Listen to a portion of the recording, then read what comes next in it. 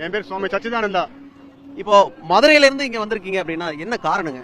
எல்லாம் ராமர் மீது உள்ள அன்புதான் காரணம். எல்லாம் அது ராமர் ஆட்சின்றது நான் வரலாறு எல்லாம் புத்தகத்தை படிச்சிருக்கேன். நான் ராமாயணத்தை படிச்சிருக்கேன், ஓரளவுக்கு மகாபாரதம் படிச்சிருக்கேன்.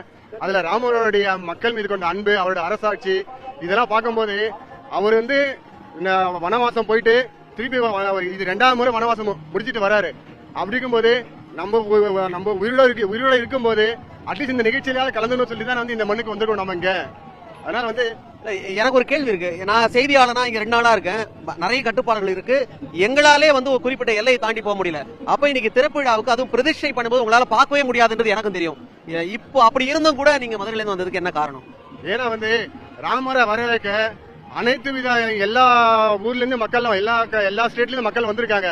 நம்ம தமிழ்நாட்டுல நம்மள போயிடணும், நம்ம போய் கலந்துக்கணும், அந்த ஒரு எண்ணத்துல தான் நான் மட்டும் தனியா கிளம்பி தமிழ்நாட்டில் மதுரையில இருந்து இங்க வந்திருக்கேன். நான் இங்க